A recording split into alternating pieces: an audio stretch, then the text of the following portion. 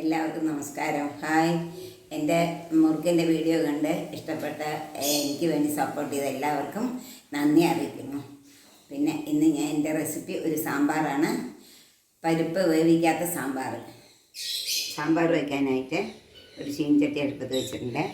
അതിൽ കുറച്ച് കുമ്പളങ്ങ കഷ്ണം ഇട്ടു, പിന്നെ കുറച്ച് മുരിങ്ങക്കായ ഇട്ടു, കുറച്ച് വഴുതനങ്ങ ഇട്ടിട്ടുണ്ട്, കുറച്ച് മഞ്ഞൾപ്പൊടി, 1/2 ടീസ്പൂൺ മഞ്ഞൾപ്പൊടി ഇട്ടു. കഷ്ണം അങ്ങനെ വരെ വെള്ളം ഒഴിച്ചു കത്തിച്ച് കുറച്ച് ഉപ്പ് ഇട്ടിട്ട് ആവശ്യത്തിന് ഉപ്പിട്ട് അടച്ച് അത് വേവട്ടെ. സാമ്പാറിലേക്ക് ഒരു 2 വെണ്ടയ്ക്ക വതുക്കിയിട്ട് ഇടാം. പിന്നെ ഒരു ചീനച്ചട്ടി അടുപ്പത്ത് വെച്ച് കുറച്ച് എണ്ണ ഒഴിച്ചിട്ടുണ്ട്. അത് ചൂടായ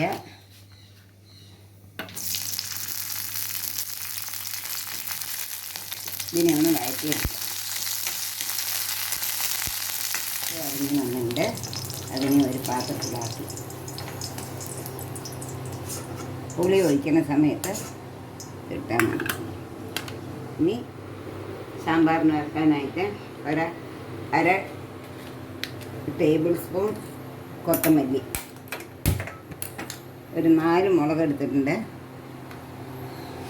ചീനച്ചട്ടിയിൽ എണ്ണ ഒഴിച്ചിട്ടുണ്ട്. കൊത്തി ഒരു 1/4 ടീസ്പൂൺ ഉലുവ,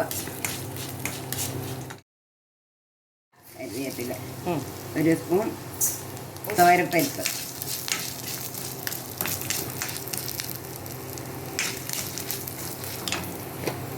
ആവശ്യമുള്ളത്ര കായം, ഒരു ചെറിയ പീസ് കായം. അതിനെ നന്നായി വറുക്കുക.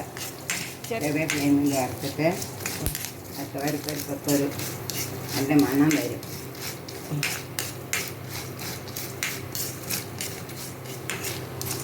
ഒരു ഇതായിട്ടുണ്ട്. ഇതാ ഒരു 1/2 മുറി തേങ്ങ. ഇതിങ്ങനെ വറക്കും? ചോക്കണ വരെ വറക്കണോ? ഒരുവിധം നല്ലോണം ചോപ്പാകൊന്നും വേണ്ട. ഒരു പച്ചമണം മാറുന്ന വരെ വറുത്താണ്. പച്ചമണം മാറുന്ന വരെ വറുക്കും.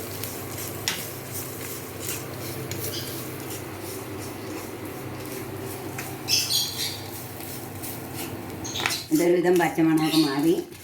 അപ്പോൾ ഓഫ് ചെയ്തു. തണുത്തതിന് ശേഷം അരയ്ക്കാം. ഒക്കെ വെച്ചതിന് ജാറിലേക്ക് ആക്കണം. ഇട്ടിട്ടുണ്ട്.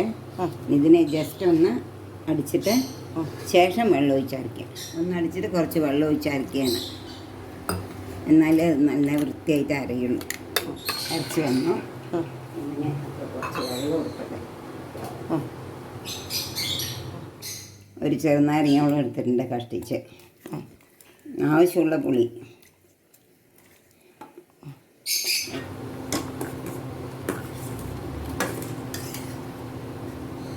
കഷ്ണം ഏകദേശം വന്നു. ഇതിലേക്ക്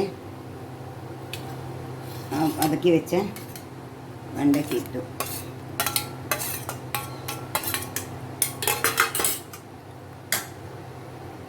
ഒരു തക്കാളിയും കൂടി ഇടുന്നുണ്ട്.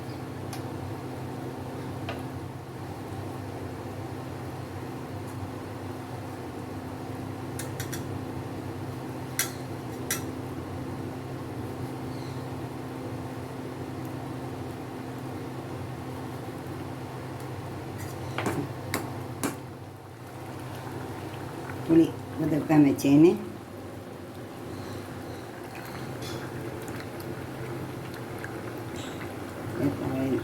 പുളി ഒഴിച്ചിട്ടുണ്ട്. ഒന്ന് നല്ലോണം തിളച്ചോട്ടെ. അപ്പോഴേക്കും ഞാൻ അരച്ചിട്ട് വരാം. അരച്ച് വന്നിട്ടുണ്ട്.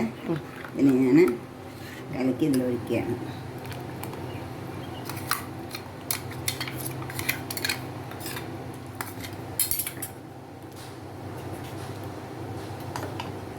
നല്ലോണം ഒന്ന് തിളക്കട്ടെ.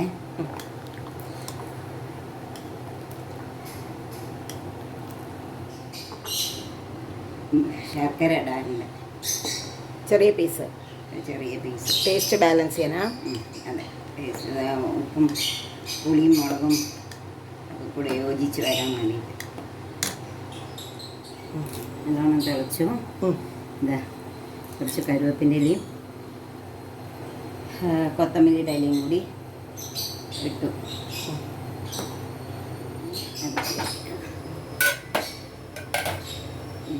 ഇത് വറുത്തിടാൻ, കുറച്ച് വറുത്തിടാൻ വേണ്ടിയിട്ട്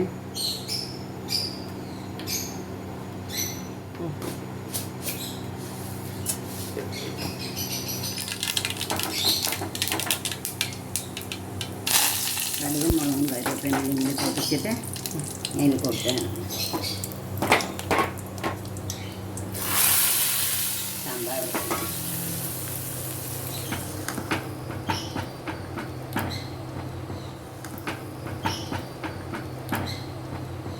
ഈ കറി എല്ലാവർക്കും ഇഷ്ടപ്പെട്ടു എന്ന് വിചാരിക്കുന്നു. എല്ലാവർക്കും നന്ദി, നമസ്കാരം.